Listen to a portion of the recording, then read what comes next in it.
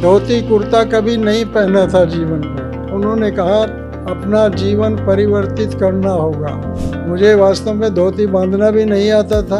उन्होंने कहा कोई बात नहीं, कोई चिंता करने की आवश्यकता नहीं है, मैं आपको बहुत बढ़िया तरह से धोती बांधना सिखाऊंगा। 25 जून 75 को एक आपातकाल इंदिरा गांधी जी के द्वारा देश पर थोपा गया और उससे अपनी विद्या भारती के विद्यालय बहुत अधिक मात्रा में प्रभावित हुए।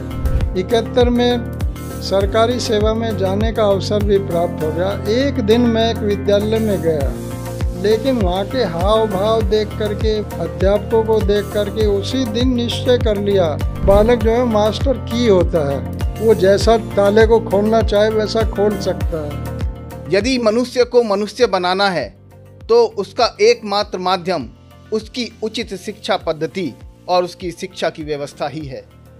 अगर समाज को विकसित बनाना है, राष्ट्र का निर्माण करना है, तो उसका मार्ग शिक्षा से होकर ही जाता है। राष्ट्रीय स्वयंसेवक संघ की प्रेरणा से एक ऐसा ही संगठन अस्तित्व में आया जिसे आज हम विद्या भारती के नाम से जानते हैं, और हम प्रयास करेंगे आज के इस वीडियो में विद्या भारती से संबंधित इस संगठन के विषय में विचार करने का। इसके लिए आज हमारे बीच में उपस्थित हैं वरिष्ठ कार्यकर्ता श्रीमान राम कुमार शर्मा जी, जिन्होंने वर्षों तक विद्या भारती में अध्यापन किया और विभिन्न दायित्वों का निर्वहन किया है।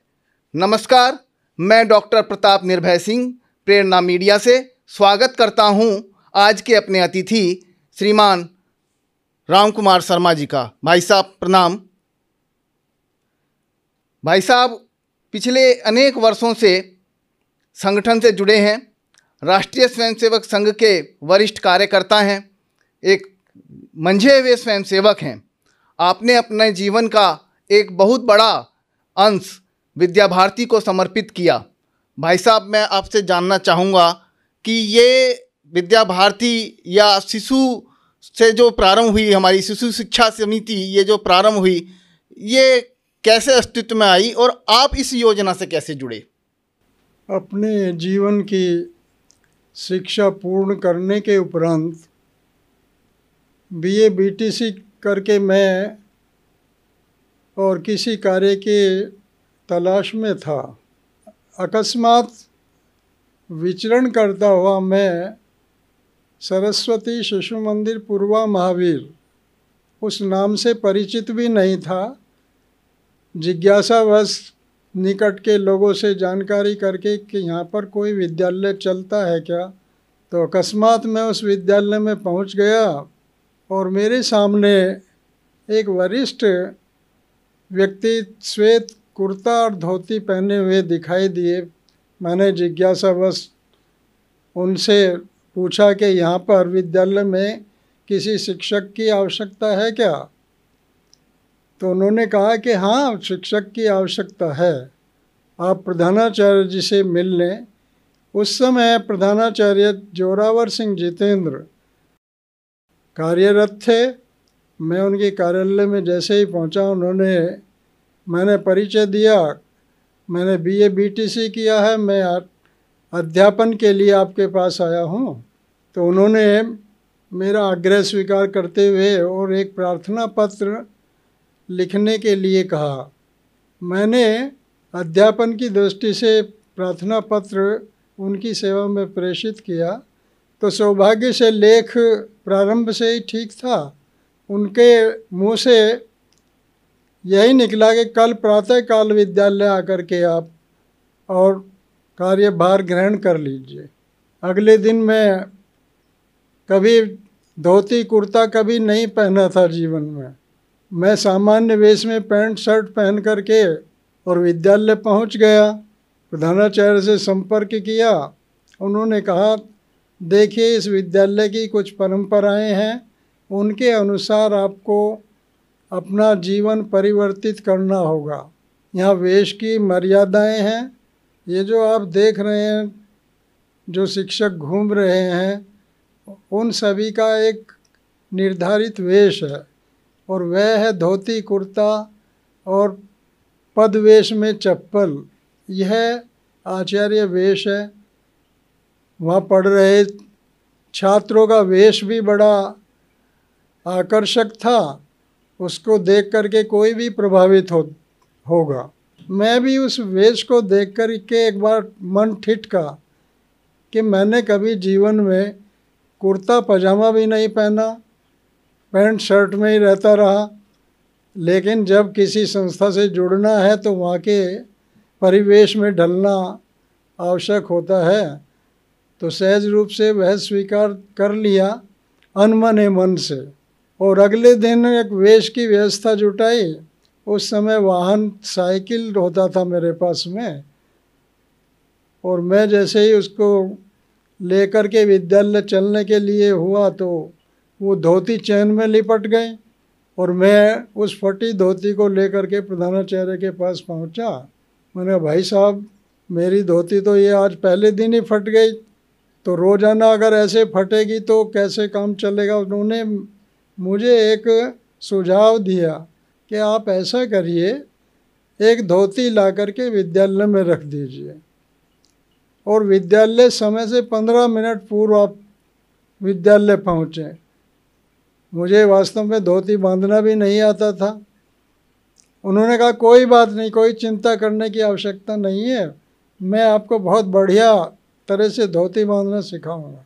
और वास्तव में वो धोती बांधना उन्होंने सिखा दिया, जिसको मैं 40 वर्ष तक अनवरत पहनता रहा, और लोग उदाहरण देने लगे कि धोती अगर पहननी है तो राम कुमार जी जैसी पहनो।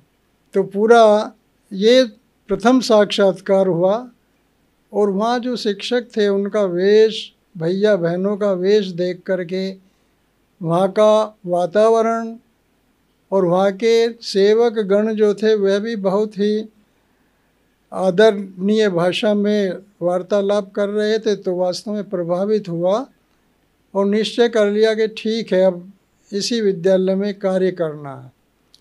तो ऐसे जुड़ना हुआ। मैं संघ को बिल्कुल नहीं जानता था। संघ क्या है, सरस्वती शिशु मंदिर क्या है, मुझे कोई पता नहीं था। पहली बार मैंने पदार्पण उस विद्यालय में किया, और वहाँ लिखा हुआ देखा, लाला रामेश्वर दयाल सरस्वती शिशु मंदिर पूर्वा महावीर। नित्य प्रति आना जाना होने लगा।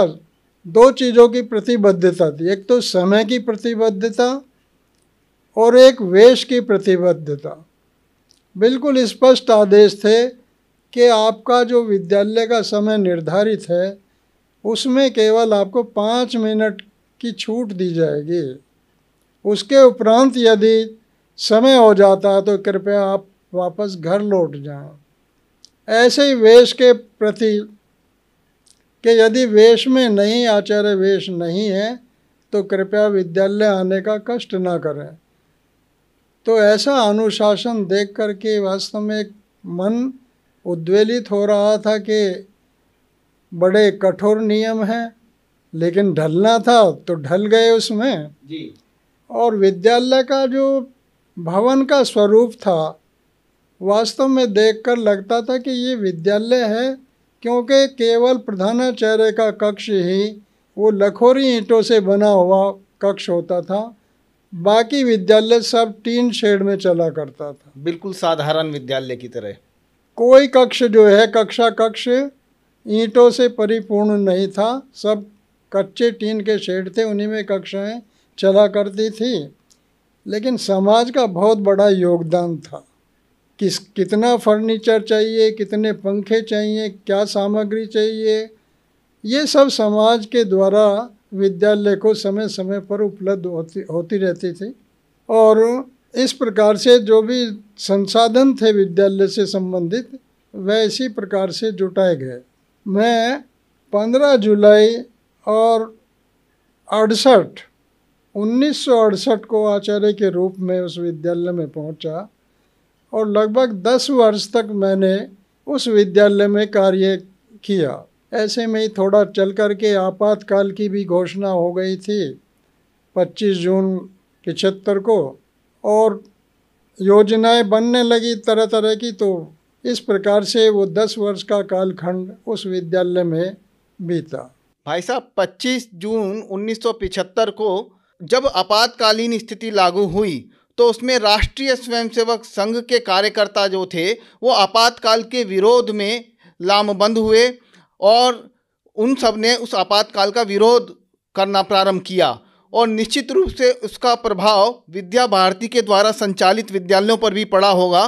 तो आप थोड़ा उसके बारे में भी बताएं कि 1975 में आपातकाल लागू होने के बाद विद्या भारती के शिक्षकों और विद्या भारती द्वारा संचालित विद्यालयों का क्या परिणाम रहा, मतलब किस प्रकार से सरकार ने उनको जो है देखा। 25 जून 75 को एक आपातकाल इंदिरा गांधी जी के द्वारा देश पर थोपा गया और उससे अपनी विद्या भारती के विद्यालय बहुत अधिक मात्रा में प्रभावित हुए। कैसे प्रभावित हुए कि सभी विद्यालयों को अधिग्रहण कर लिया गया और सब आचार्यों को विद्यालय के शिक्षण कार्य से मुक्त कर दिया गया और नगर पालिका और बेसिक शिक्षा परिषद के अध्यापकों को ला करके उन विद्यालयों में, शिशु मंदिरों में अध्यापन के लिए छोड़ दिया गया। एक पक्ष तो यह रहा। दूसरा पक्ष प्रभावित करने वाला यह रहा कि भैया बहन प्रतिदिन यह पूछने लगे कि हमारे आचार्य जी कहाँ चले गए, ये कौन लोग आ गए। हमारे आचार्य जी तो कभी बीड़ी, सिगरेट, धुआं, धूम्रपान कुछ उन गलत आदतों से निर्मित नहीं थे और ये लोग दिन भर जो है, तो धीरे धीरे जहाँ 600 संख्या हुआ करती थी वहाँ 100 बच्चे, 50 भैया बहन उन विद्यालयों में रह गए।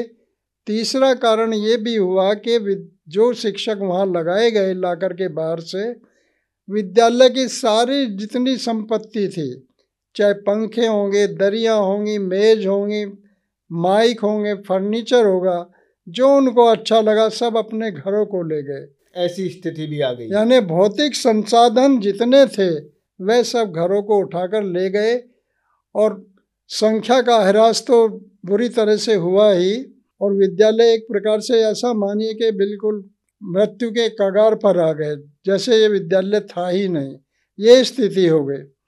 खैर वो 21 महीने का कार्यकाल काला अध्याय था वो। मुझे भी उसको झेलना पड़ा क्योंकि मेरे विद्यालय के जो प्रधानाचार्य थे शारंगधर अवस्थी जी, उनको भूमिगत करना पड़ा। अधिकांश प्रधानाचार्य भूमिगत कराने पड़े, नहीं तो उनकी धरपकड़ होनी थी, जेलों में ठूसा जाना था। उन्होंने मुझे कार्यभार दे करके अब कार्यकालीन प्रधानाचार्य के नाते आप कार्य करिए जी। और वो 21 महीने का कार्यकाल वास्तव में बड़ा विभत्स था, है ना। विद्या भारती की योजना को ध्वस्त करने की प्लान थी कि ये विद्यालय नहीं पनपे, ऐसा एक भाव था। जैसे ही वो समाप्त हुआ, फिर जिन जिन स्थानों पर विद्यालय नहीं थे वह एक संकल्प संघ के कार्यकर्ताओं ने बड़े मनोबल से और उस विषय को लिया कि हमको इतनी संख्या में अब विद्यालय खड़े करने हैं। जो प्रभावित हो गए उनको तो खड़ा करना ही है, लेकिन जहाँ विद्यालय नहीं है वहाँ भी हम छोटे छोटे कस्बों में, गांव में, हम जहाँ भी भले ही कोई स्थान है, हम किसी के घेर में, किसी की धर्मशाला में, है ना, कहीं भी जहाँ जगह मिलेगी हम उस गांव के, उस कस्बे के, उस नगर के भैया बहनों की शिक्षा का प्रबंध करेंगे। और एक बड़ी संख्या में वास्तव में शिशु शिक्षा समिति, भारतीय शिक्षा समिति पहले से थी ही, लेकिन एक जन शिक्षा समिति गठित की गई और उसके अंतर्गत बहुतायत में विद्यालय खोले गए जहाँ जैसा मिला लेकिन वहाँ अध्यापन के लिए व्यक्ति को ढूंढना, आचार्य के नाते व्यक्ति की तलाश करना, वो बहुत कठिन काम था। खैर जैसे तैसे करके संघ के स्वयंसेवकों ने, मैंने भी 2-3 स्थानों पर विद्यालय शुरू कराए उस समय जी, जहाँ विद्यालय नहीं थे। एक जगह मैंने अपने पुत्र को भेजा, एक उसका मित्र था उसको भेजा कि तुम इस विद्यालय को देखो अध्यापन के लिए जी, और वहाँ शिशु मंदिर नाम दे करके वो विद्यालय शुरू किया। वो अब विद्यालय आज भी चल रहा है। दूसरा विद्यालय मैंने दोराला में शुरू कराया, वहाँ भी एक मेरे परिचित बालक था, उसको मैंने वहाँ की व्यवस्था सौंपी। एक छोटा मवाना में मैंने एक विद्यालय शुरू कराया कि यहाँ विद्यालय तुम चलाओ। ऐसे 3-4 बालकों को पकड़ के मैंने वो 3-4 स्थानों पर प्रयास किया, लेकिन धीरे धीरे मानसिकता व्यक्ति की होती है, कुछ धनोपार्जन भी हो, लेकिन उस स्थिति में नहीं थे हम। आश्वासन देते रहे और धीरे धीरे वो व्यवस्था कुछ स्थानों पर बनी रही, कुछ स्थानों पर समाप्त हो गई। जो स्थान मिला था वो स्थान भी जिनका था उन्होंने ले लिया। अब दूसरे स्थान की कल्पना करना, जुटाना बड़ा कठिन था उस समय में। उसके बावजूद भी आपने दुर्गम क्षेत्रों में उस समय बहुत विद्यालय खुले जन शिक्षा समिति के अंतर्गत। जैसा कि हम सब जानते हैं कि राष्ट्रीय स्वयंसेवक संघ अपने 100 वर्ष की यात्रा को पूर्ण कर चुका है और एक नए क्षितिज की ओर अग्रसर है। ऐसी स्थिति में विद्या भारती को आप संघ के शताब्दी वर्ष की इस परिकल्पना में कैसे देखते हैं?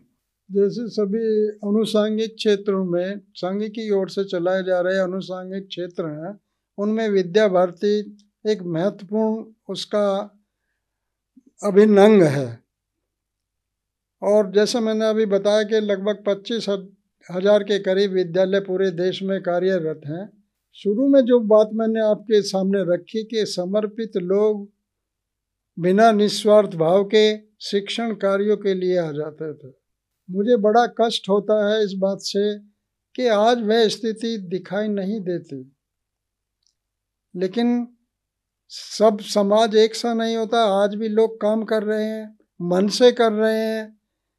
लेकिन एक दिशा ये भी जानी चाहिए हमारे, जिनकी प्रेरणा से हम ये संस्थान चला रहे हैं, उसके पीछे वास्तव में राष्ट्रीय स्वयंसेवक संघ सारी देन उसी की है। जितने अनुसांगिक क्षेत्र हैं वो सब खड़े हुए हैं, लेकिन विद्या भारती का इसमें सबसे बड़ा योगदान है। वो इस दृष्टि से है कि चाहे किसी प्रकार के संसाधन हो, किसी प्रकार की सहयोग की बात आती हो, तो वहाँ का आचार्य, वहाँ के संसाधन हर समय उपलब्ध होते हैं। कोई कार्यक्रम बड़ा लेना है तो विद्यालय के परिसर आज हमारे पास बड़ी मात्रा में बहुत अच्छे भवन खड़े हुए हैं। पहले हमारे पास छोटे छोटे टिन शेड भवन भी नहीं हुआ करते थे, लेकिन आज सौभाग्य से संघ के संकल्पना के अनुसार समाज के सहयोग से समाज का बड़ा योगदान है। और उसके कारण से लगभग आज कोई ऐसा विद्यालय होगा जिसके पास अपना सुसज्जित भवन ना हो, तो उनका उपयोग हम समाज के काम के लिए करते हैं। संघ के 100 वर्ष के जो कार्यक्रम चल रहे हैं उनका योगदान बहुत अधिक है इसमें। भाई साहब, आपने बताया कि वो टीन शेड में सामान्य से स्कूल, लेकिन अति असामान्य व्यक्तित्व को गढ़ने की कला ऐसे विद्यालयों में थी। और वहाँ के अध्यापक, सेवकगण, वहाँ का जिसको हम आज चतुर्थ श्रेणी के कर्मचारी कह देते हैं, 4th क्लास कह देते हैं, उनका भी जो बोलने की जो शैली थी वो प्रभावित करने वाली होती थी। तो निश्चित रूप से वो कोई सामान्य विद्यालय तो नहीं है, सामान्य चीज़ नहीं है। तो आप बताएंगे कि ये शिशु मंदिर जो है इसकी क्या रीति नीति है, क्या इसका दर्शन है, इसकी फिलॉसफी क्या है? समाज में चलने वाले उस समय के विद्यालय वास्तव में वो ईसाई मिशनरियों के द्वारा चलाए जा रहे थे, जिनका दृष्टिकोण राष्ट्र भावना से उत्प्रोत नहीं था। तो अपने वरिष्ठ कुछ प्रचारकों के मन में अपने राष्ट्र के प्रति समर्पित, संस्कारवान ऐसी एक शिक्षा संस्थान बनाने की कल्पना घर कर रही थी। तो ऐसा विचार करते समय भावराव देवरस जी, नानाजी देशमुख और कृष्णचंद गांधी, इन 3 लोगों के प्रयास से अपनी जो ये विद्या भारती की संकल्पना संजोई गई। तो प्रारंभ करने से पहले यह विचार हुआ भाई नाम क्या रखा जाए। तो वह काफ़ी मंथन के बाद अपनी रीति नीति के अनुसार, जैसे अपना ज्ञान और आलोक की देवी माँ सरस्वती, जिनसे हमें ज्ञान की प्राप्ति होती है, सद्बुद्धि आती है जी, ऐसी माँ सरस्वती का पहले नाम के साथ वह जोड़ने का विचार आया कि हमको भैया बहनों को शिक्षा देनी है, तो शिक्षा की देवी सरस्वती हैं। इसलिए अपने विद्यालय के नाम से पहले सरस्वती जोड़ा जाए। इसके बाद में विचार आया कि मंदिर के लिए आस्था का केंद्र हमारी सरस्वती तो विराजमान हो जाएंगी, लेकिन वहाँ शिक्षा ग्रहण करने वाले भैया बहन जो आएंगे उनको हम क्या नाम दें। जी। तो वह शिशु करके संकल्पना संजोई गई। जैसा मिशनरीज स्कूलों में अक्सर किंडरगार्टन जिसको बोल देते हैं, उसको उन्होंने भारतीय स्वरूप प्रदान किया। जी, ऐसा कह सकते हैं। शिशु वाटिका के नाम से प्रचलन हुआ। 3-4 वर्ष के भैया बहन आते थे और बड़े नगर में, बड़े बड़े महानगरों में भी शिशु मंदिर की एक छाप थी। नाम की तो कल्पना संजोई गई और मंदिर इसलिए जोड़ा गया कि देवी माँ सरस्वती को, शिक्षा की जो देवी है, उसके पास शिक्षा प्राप्त करने के लिए जो शिशु आएंगे तो वह एक पुजारी के रूप में आएंगे। जी। और पुजारी और माँ सरस्वती के लिए कोई स्थान चाहिए तो उसको मंदिर की संकल्पना संजोई गई। तो ऐसे सरस्वती शिशु मंदिर का एक भाव जगा और सबसे पहला विद्यालय गोरखपुर में, पक्की बाग गोरखपुर एक स्थान है जी, वहाँ पर वह विद्यालय की स्थापना 1952 में प्रारंभ कर दी गई। नानाजी देशमुख और कृष्णकांत गांधी प्रचारक थे और भावराव देवरस भी उस समय प्रचारक हो गए थे। राष्ट्रीय स्वयंसेवक संघ के पूर्णकालिक प्रचारक थे। हाँ, राष्ट्रीय स्वयंसेवक संघ की प्रेरणा से ही ये विद्यालयों की संकल्पना संजोई गई।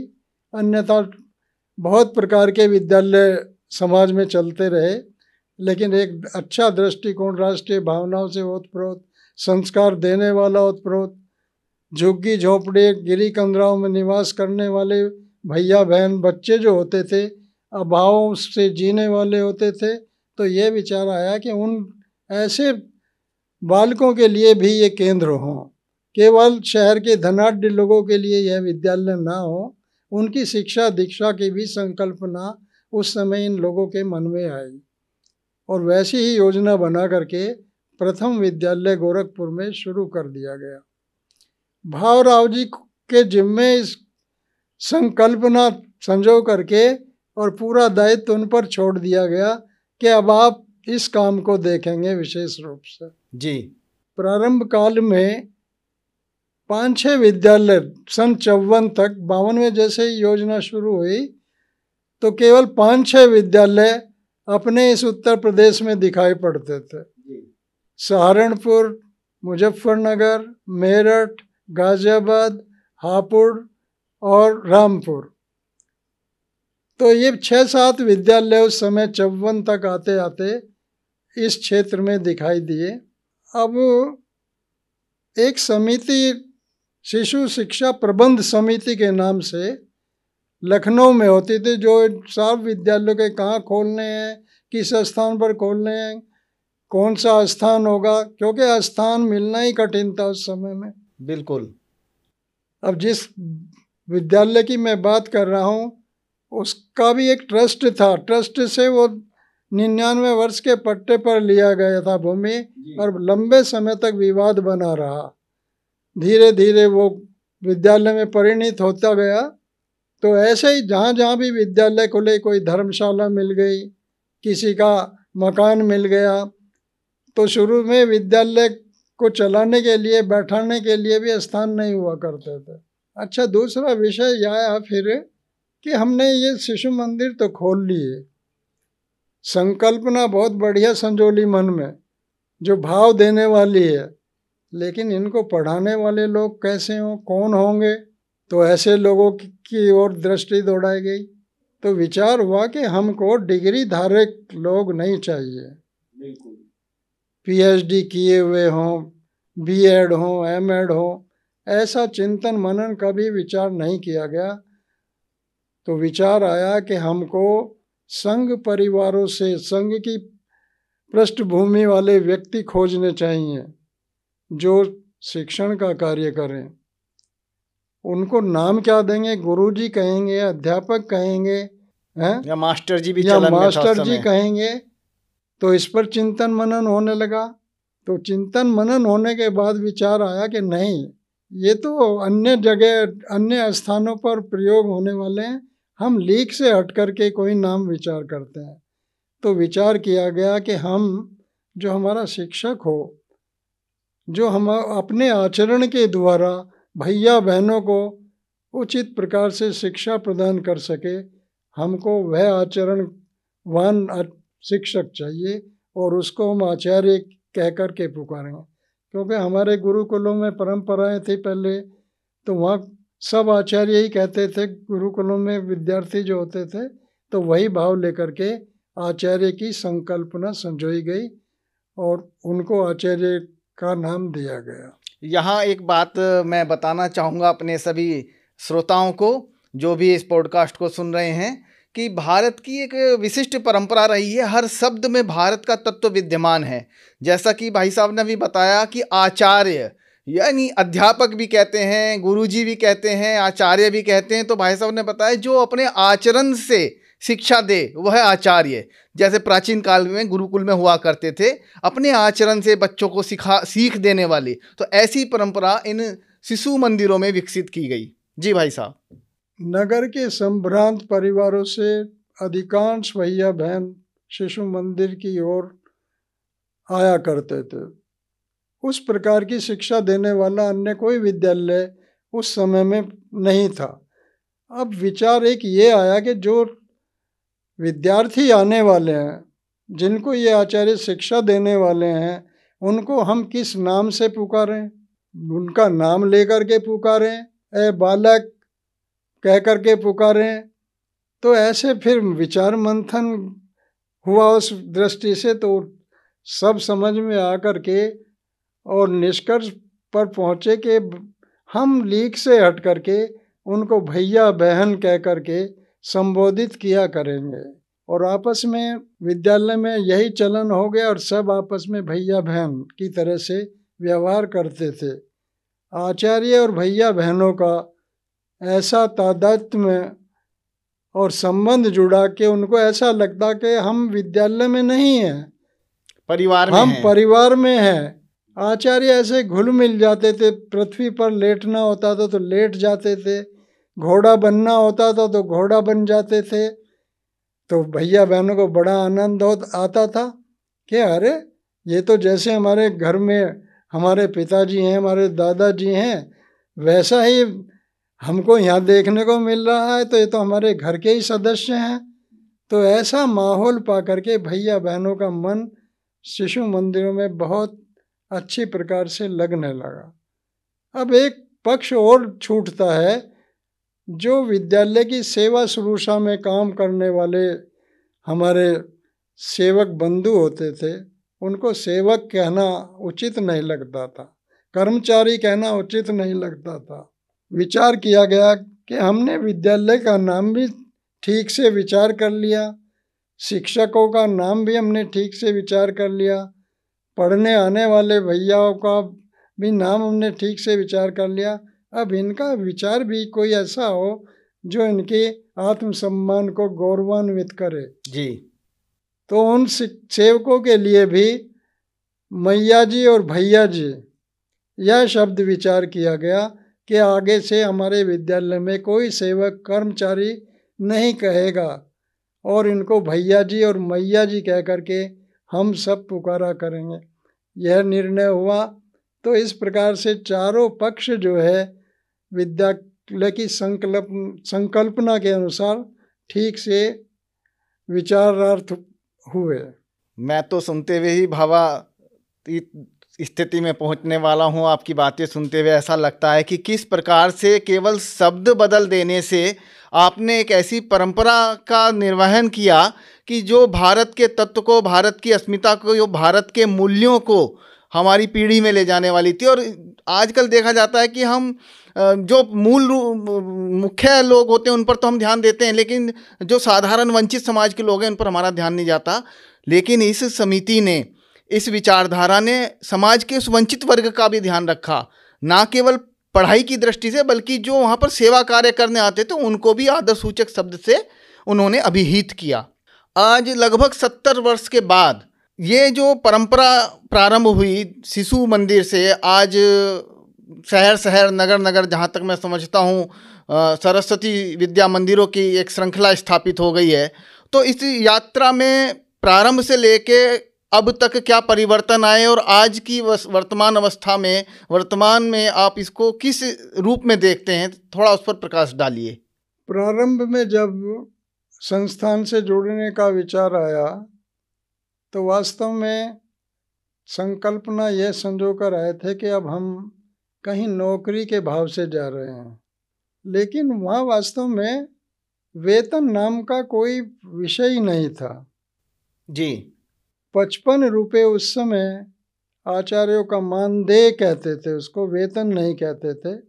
और उस 55 रुपये में बहुत संतुष्टि और आत्मसंतोष होता था जी। घर की व्यवस्थाएं भी ठीक से चल जाया करती थी। लेकिन जैसे जैसे परिवर्तन होते गए उस प्रकार के लोगों को मिलना भी दूभर होता चला गया धीरे धीरे जी। आवश्यकताएं बढ़ने लगी परिवारों की। अब मेरे साथ भी एक घटना ये घटी कि मैं जैसे बीए बीटीसी करके योजना में घुसा तो परिवार का भी दबाव था, सहयोगी बंधुओं का भी दबाव था कि आप सरकारी सेवा में क्यों नहीं चले जाते। अब मैंने सोचा मैंने जो शिक्षा ग्रहण की है वो क्या वहाँ के लिए की है, और मुझे सौभाग्य से 71 में सरकारी सेवा में जाने का अवसर भी प्राप्त हो गया। एक दिन मैं एक विद्यालय में गया, ज्वाइन मैंने किया वहाँ पर, लेकिन वहाँ के हाव भाव देख करके, वहाँ का अध्यापन देख करके, वहाँ के अध्यापकों को देख करके उसी दिन निश्चय कर लिया कि मैं कल से इस विद्यालय में नहीं आऊँगा। और प्रधानाध्यापक को मैं कह कर के आया कि भाई साहब मेरे स्थान पर आप किसी अन्य को सेवा का अवसर प्रदान कर दें, मैं संभवतः कल से नहीं आऊँ। उन्होंने बार बार आग्रह किया कि मैं तो अकेला हूँ, अब हम 2 हो गए हैं, और नहीं आप आइए, 1 महीने बाद आइए। तो मैं तो अगले दिन फिर अपने शिशु मंदिर पहुँच गया जी। ऐसे 2-3 अवसर बार बार मिलते रहे, लेकिन कहीं नगर पालिका में भी 2 दिन गया तो वहाँ पर अध्यापकों का हाव भाव देखा, गाली गलौज, तुम घर पर उठा करके विद्यालय से ये ले गए, तुम ये ले गए।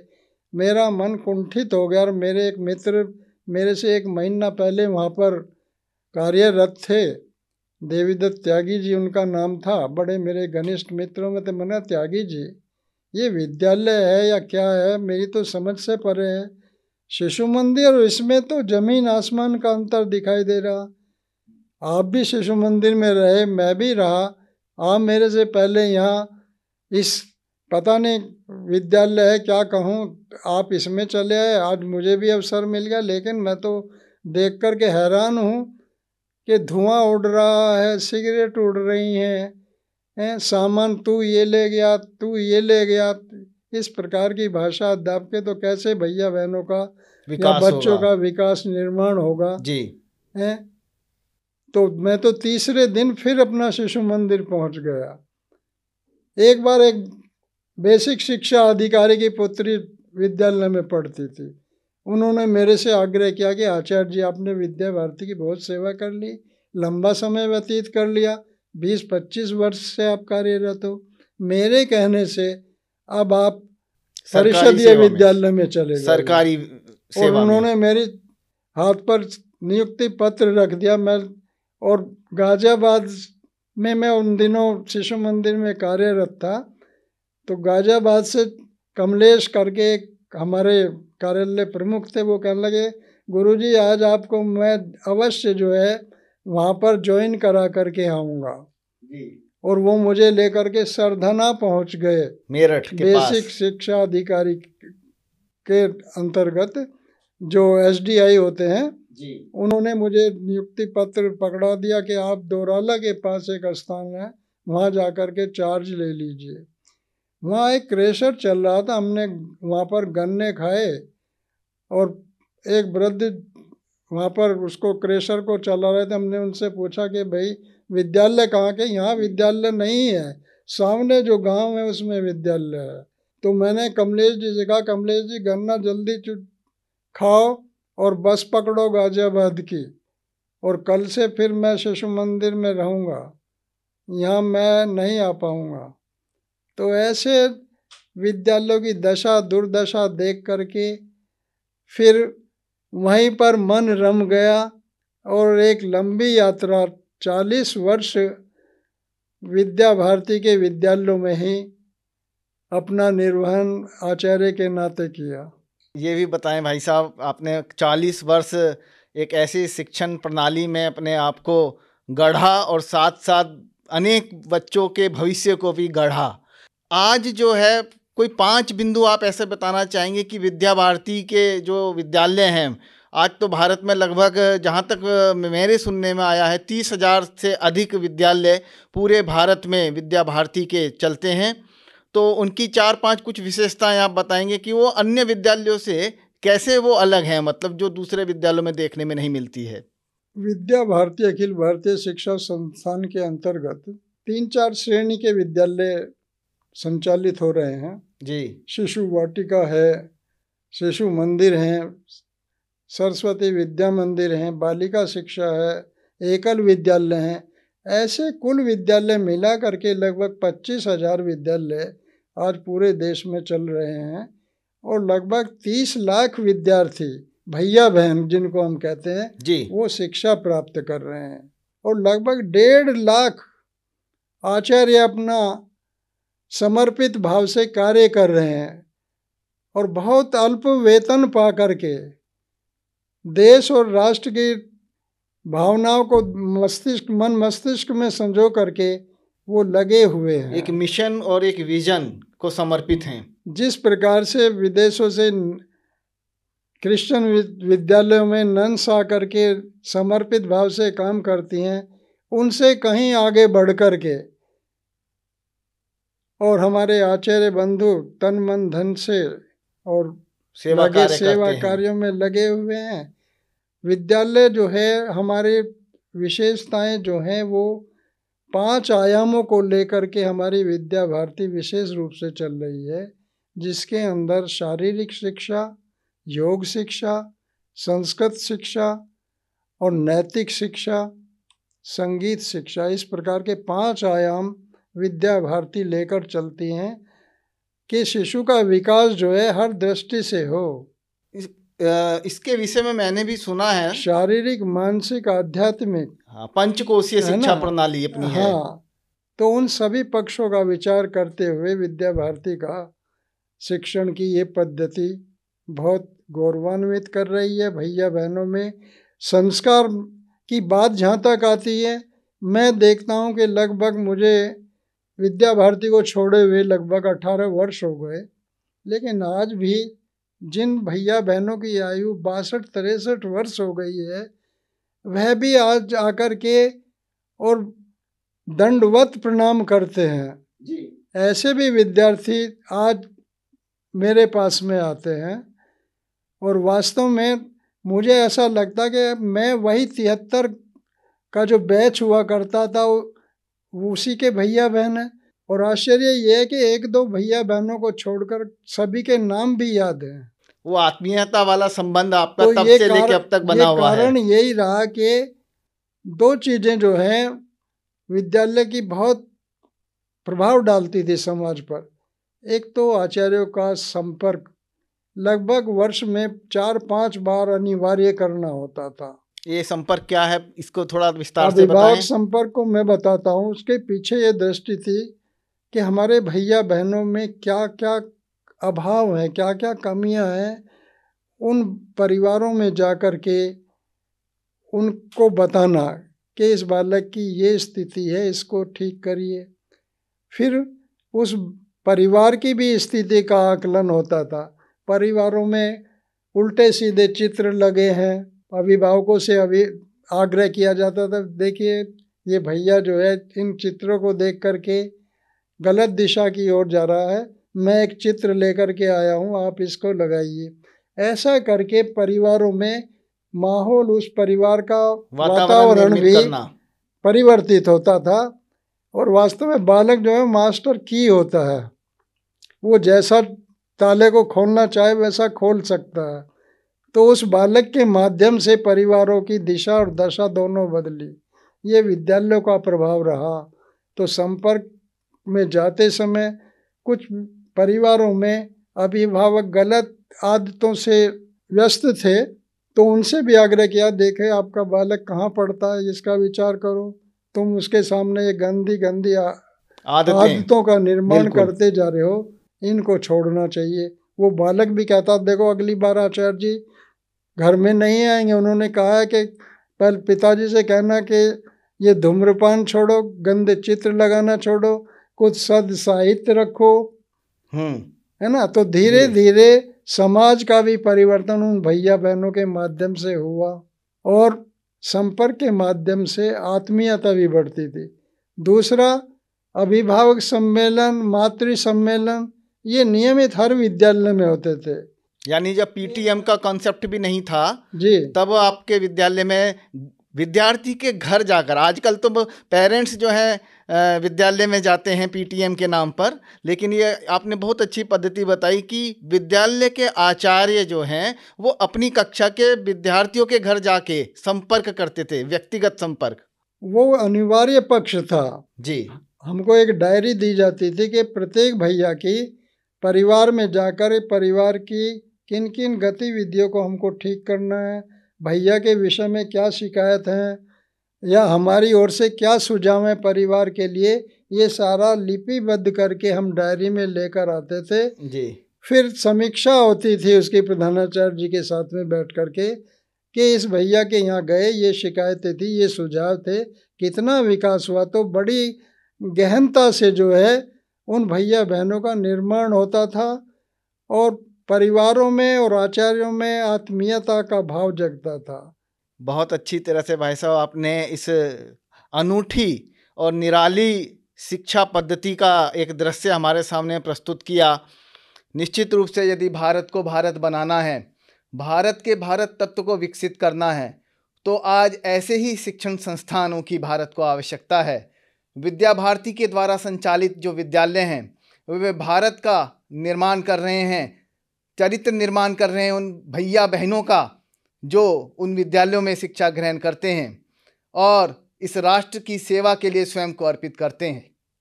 भारत की इसी परंपरा को समर्पित ऐसे विद्यालय को हम नमन करते हैं। ऐसे विद्यालयों को स्थापित करने वाले जो हमारे पूर्वज रहे हैं उनका भी हम सम्मान करते हैं, उनका हृदय से स्मरण करते हैं कि उन्होंने भारत माता की सेवा के लिए ऐसे शिक्षण संस्थानों की बुनियाद रखी, आधारशिला रखी जो इस भारत को एक नया भारत बनाते हैं, भारत को भारत बने रहना देना चाहते हैं।